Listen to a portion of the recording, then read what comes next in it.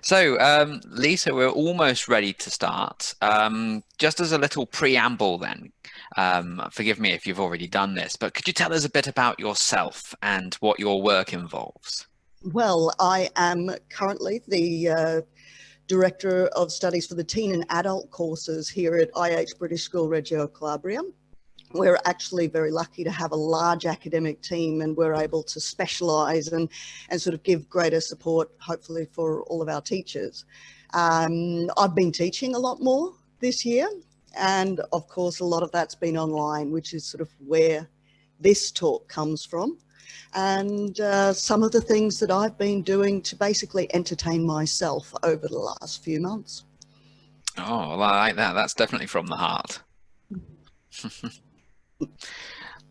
Wonderful. Well, it is 4:30. I'm going to turn off my camera and mute myself. And Lisa Phillips, you have the floor. Thank you.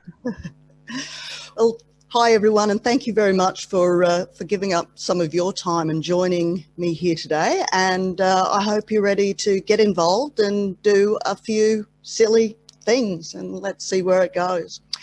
As I said, it's very grey here today. I think in general, people's lives have been a little bit grey this year, and talking to students, you know, everything's kind of the same. We don't have that many events that are marking the passage of days. It's a bit flat. You know, I go into class and ask the students, you know, well, anything new? No.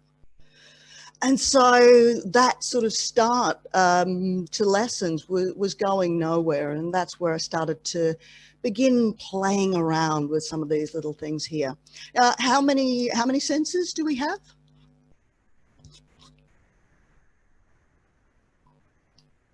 19. Oh, fantastic. Some might say 6.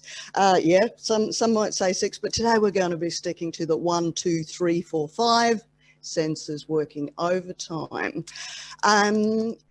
In teaching English, this has been something that, you know, has been around for quite a while in terms of these letters might look familiar to you here. We've got our VACOG. What on earth is that? First up, the visual. Auditory, kinesthetic. What's the O stand for?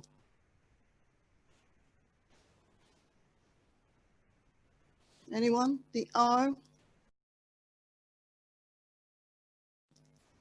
Olfactory, exactly. And the G for gustatory. Now, in teaching, we decided we'd stick with just the VAK and forget about the other ones. Too complicated to have that in the classroom. You know, learning styles has been with us for a long time, and I wish we could just stop it because there's no real evidence for it. There are a couple of links there below of some reading you might like to take a look at some point. Still teacher training courses often talk about these visual, auditory, kinesthetic learning styles. But, you know, it perhaps time that we moved on from there. However, they are a rich source of different ideas that we can use in the classroom.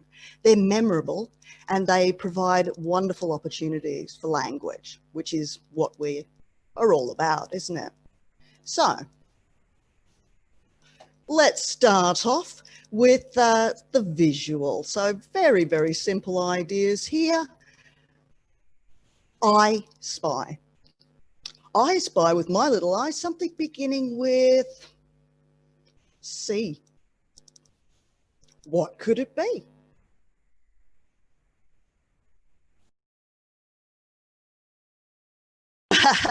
You've gone for the obvious one. No, I'm not that obvious. Cinema? Is there cinema in the picture? I don't see cinema. A comb, I think that's more of a brush. There is some, it's sanitizing hand gel, of course, in these times. Cranium, getting close, in the right part of the table there. If you look closely into the eyes of the skull or the cranium, you will see a coin. So this was something at the, it's a coin, C for coin. At the start of the lesson, rather than, you know, what's new, we just choose a picture. Students can create it themselves. You can share a screen of a hidden object picture. I love those hidden object puzzles. They're great fun. And perhaps you can even do one of those by sharing your screen and take everyone sort of transport away. Another thing that we found was great fun was just pronouncing it or doing the rhyme, you know. So I Spy with my little eye, something beginning with, and trying to speed it up and do it faster and faster and working on pronunciation. So something super, super simple, but just helping to transport us a little bit away, take our mind off the everyday realities and have a, yeah, have an opportunity to also learn lots of strange vocabulary items there. Colours. Oh, sorry, let's go back. Let's have some colours. What's your favourite colour? Type it in the chat.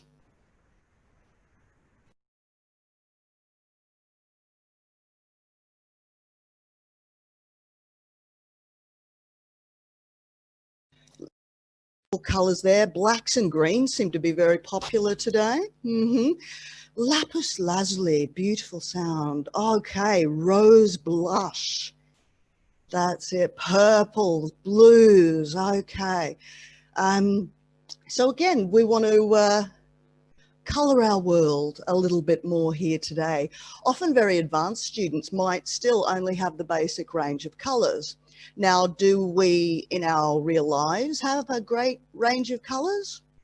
Arguably not.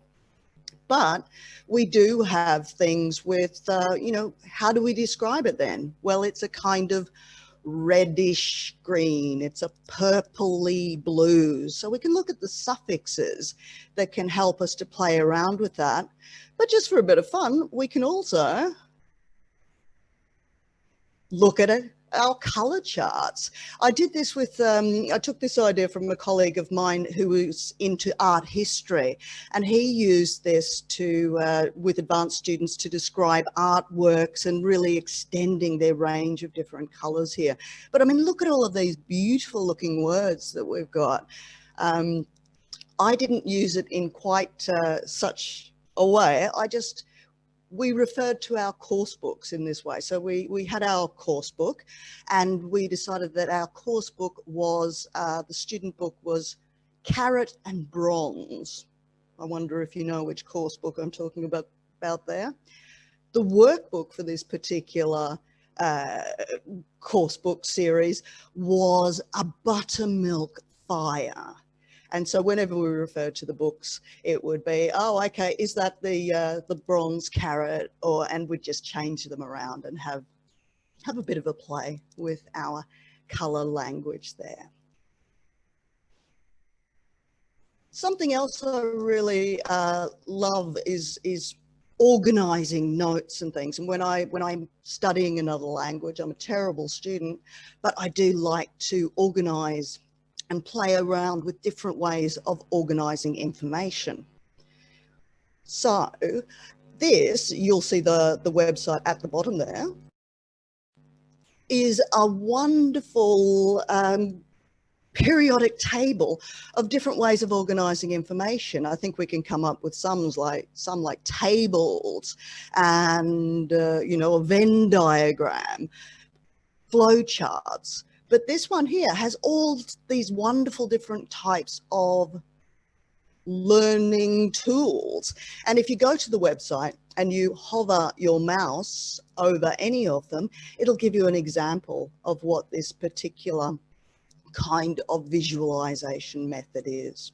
So take a look at some of those. It might give you a different way of perhaps looking at things. Okay, so visual, easiest one of the senses, isn't it? We're bombarded with visuals, left, right, and centre. And the old gustatory, you know, a little bit harder to do in the classroom, perhaps. Now, at the start of the year, I was lucky enough to be able to travel, and I went to this fascinating place called the Museum of Disgusting Food in Malmo, Sweden. It was an absolute sensory treat. There were videos, there were the foods themselves, there were smelling jars that, as you see, the ticket there is actually a sick bag, so that if you weren't feeling very well, you could. And the end of the experience was food tasting. So it was the full 5 sense experience. In the face-to-face classroom, I replicated this. I took back some of this disgusting Swedish licorice. It's like tar that's been coated in sandpaper and salt. It's and some Vegemite, which of course is very close to my heart. Have you tried Vegemite?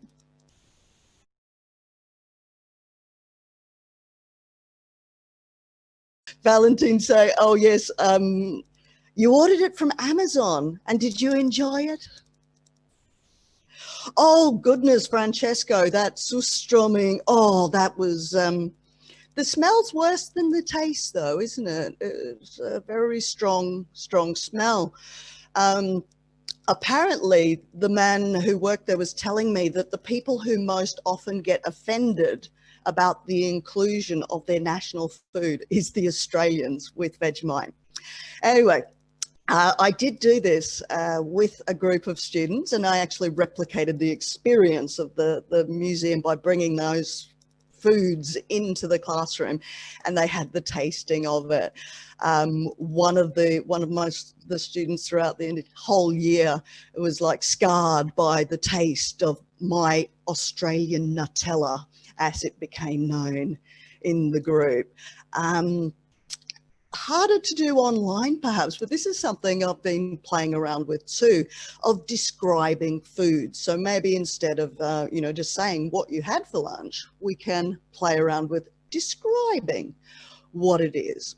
Now, unfortunately, I haven't had any lunch yet, so I can't think of anything to mind. But I might have something sort of yolky and bacony after this, sort of make it a bit of a breakfast, lunch, brunchy kind of dish. What do you think I'm going to have? Yolky. Ooh, yeah, that does sound good. I don't know if I've actually got the stringy bacon though. I think I've only got bacon cubes, so it might have to be a bacon omelette there instead. Something else that I haven't tried yet, but I've just been thinking about it, is to describe a snack. A lot of the teenage students are currently in front of the computer for 5 or 6 hours at a time, and they complain that, or they ask very apologetically, "Oh, is it all right if I, quickly eat something?" So maybe this could be incorporated. Eating, and particularly sweets and that kind of thing, tends to make us happy, and that could be quite nice to do in the classroom as well. So let's bring a snack. Here's my snack today. Um, it's a kind of caramelized almond bar. It looks like it's going to be quite crunchy, perhaps a little bit sticky. I'm worried I might break some teeth there. But how do you think this could be used? Could it be used for a lesson? Is there any value in it? Or the durian, lovely. Is there any value in it? I would argue that yes, we could use it for persuasive language. I'm selling my product here, and we can play around with lots of language. Yeah, we can have some guesswork in there. What is it? And at the end, we can very simply create a poll with all of the students in the class, and we vote as to whose snack was the best. Oh, food trading, I like it. and then we can sort of pass it across the screen. So yeah, taste, a little bit difficult to get into this, into the online classroom perhaps, but I think still quite possible. Okay. When I was a kid, one of my favorite radio segments was always the secret sound. Have you ever played this one, a bit of secret sound?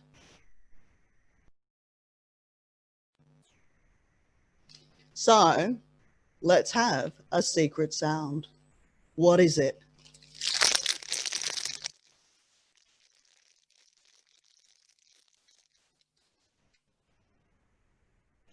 Any ideas?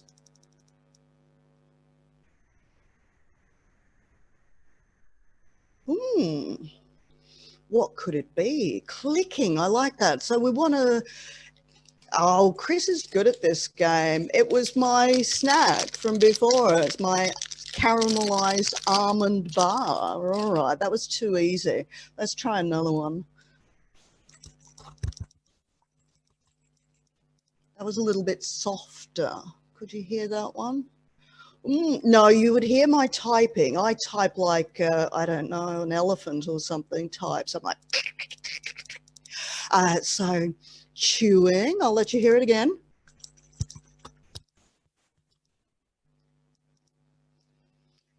How could you describe the sounds themselves? Sounds are actually really hard to describe. And so the website down the bottom there has 106 different ways of describing different sounds, because it's not something we do all that often. We might have scratching and scribbling and onomatopoeic sounds and all of this kind of thing. So yeah, it's quite challenging to do. That one was my Tabasco. So kind of liquescent, squelchy sound, scribbleish. Yeah, exactly. It encourages some experimentation, some play with language, which I think is a lot of fun as well. The students would then, you know, have a couple minutes away from the screen, which I think is always useful to do too, to have those little breaks, particularly if people have been working online for a long time, have that little break, cameras off, students go and find something, and then take turns to make the sound guess. So just bringing a bit of home into our online space and a little bit more play. Okay. Now you can describe music, of course, as well.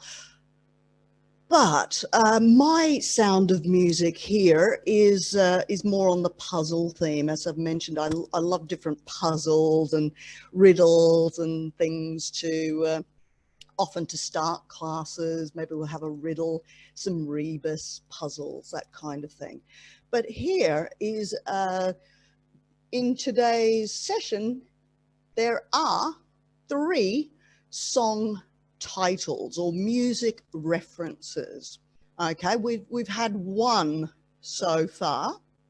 So keep an ear or an eye out to see what are these other songs that are mentioned here. We'll come back to it at the end. And if I forget, please remind me.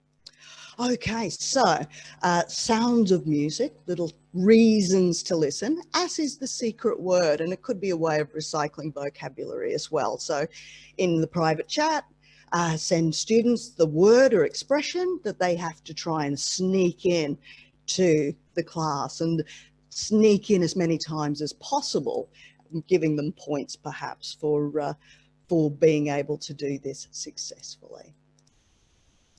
Okay.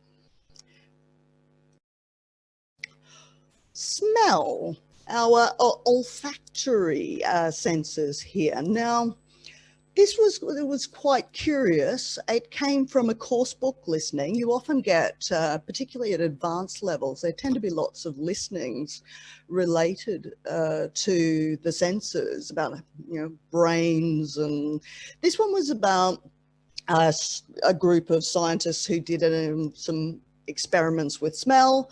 The idea was that the person would give a memory of related to the thing. So perhaps if it were Tabasco or lemon, the subject would come up with this memory that they associated with lemons. Then when they actually smelt the thing itself, more detail, it suddenly became much more powerful, and a lot of these things that had been previously forgotten came out. So I did this with a couple of groups, and it was fascinating, really. So again, camera off, go and find something that smells. Now with this one, I would now say not something like coffee, not food, because it's something that's too everyday and it doesn't have the same sort of sensory association, I think. So get something that smells, don't smell it yet, come up with the memory of it, smell it, and then we see if, more information or what comes up from this. And then finally, a reflection on the topic. There were some really interesting stories that came out, and my favorite, I think, was the one with candles reminded this person of vomit, because she used to play a game with her cousins of how many candles they could stick in their mouths. She was quite surprised to know that this is not a common childhood game, but perhaps it'll catch on in the future.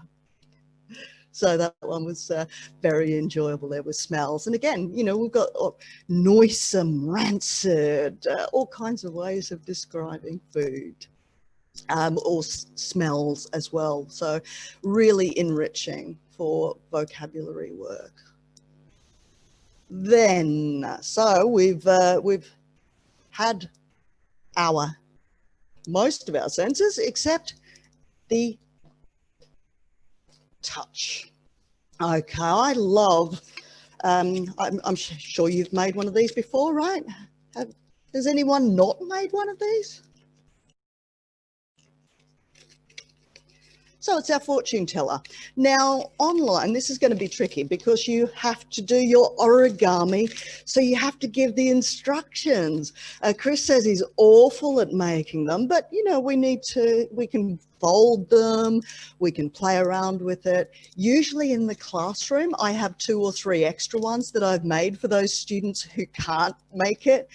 So that is an incredible, a challenge that we have with working online, but I've got no problem with them resorting with using first language even to explain to each other to be able to make it. Bit of persistence. It's really very easy once you get into it. So we make our fortune teller, and on the outside here we've got some gorgeous colors, not just our reds and greens. We've got obsidian, butterscotch, cerulean and sandstone. Inside, we've got some different ways of describing food. So we've got inedible, buttery, mouth-watering.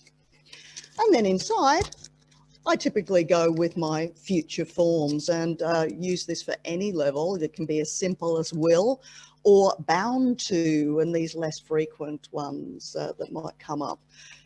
You might, etc. So there's loads of things that can go inside there. All good fun. Arts and crafts as well. Let's make something. You have to listen, follow instructions, and again, we're looking down rather than having that, sensory. There's all of this screen time. So it's very nice to take that break, I think. Backs to the board. Classroom classic. We use it all the time, right? Vocabulary on the whiteboard. Student can't see what's on the whiteboard. And the rest of the students describe, paraphrase, explain what the vocabulary means. So how do you do that online? Simple. Turn around. And the other students describe the vocabulary, explain the vocabulary. Once they've got it, we change roles. I would, and everyone was doing the turn around before too long as well. So it was a nice little catchy thing that we could continue and come back to again and again. Then in terms of breaking the fourth wall, I often get very up close to the camera when I'm teaching. I point, I slap, I try and make this kind of contact in some way to break this illusion, that we're so far apart, and just playing around with it. It's a good bit of fun, and I think we need more fun in our lives, particularly at the moment. So my wrap up then is a few little things that I've taken away from working online this year. Keeping it simple. I rarely make PowerPoints. I use the book. The students have the course book. It's a nice, safe place to be. Not all the time, mind you, but it's a nice, safe place to be. So keep it simple. All of these fancy things, you can cover your camera with your finger for a moment. It doesn't have to be that complex. There are some wonderful tech tools, I agree, these Edpuzzles and Cahoots, and so many things. I don't have time to make those every day. Come on, be kind to yourself. Keep it simple. Slowing it down. Everything's in a rush. It's okay to slow down and enjoy things a little bit. Okay, we're not going to cover everything on the page today. Is it really the end of the world? No.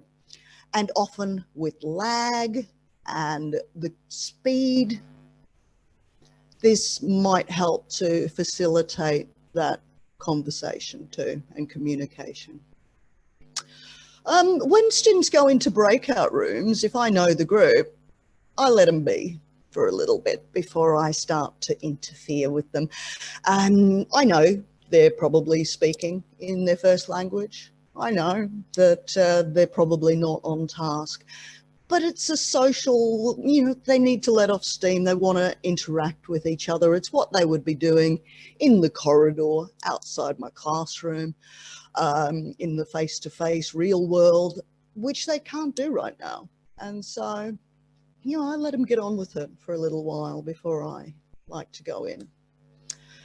Supporting things visually, the chat box, on the screen, gesture, whatever that happens to be, but trying to, make the message heard so it can be auditory, it can be visual, it can be in the chat box, trying to support that in as many modes as possible. Stay calm. Always easier said than done, isn't it? But okay, something's not working. All right, just trying to load this here. Yeah, coming. And continue with something else.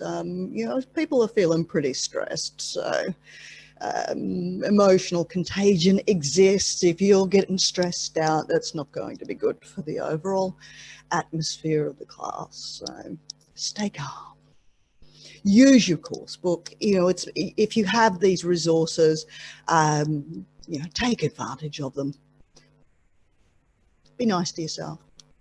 And finally, I would say experiment and have fun. There's a lot of wonderful language and stories and things that come out of this. So experiment and have fun. So did anyone get the 3 song references?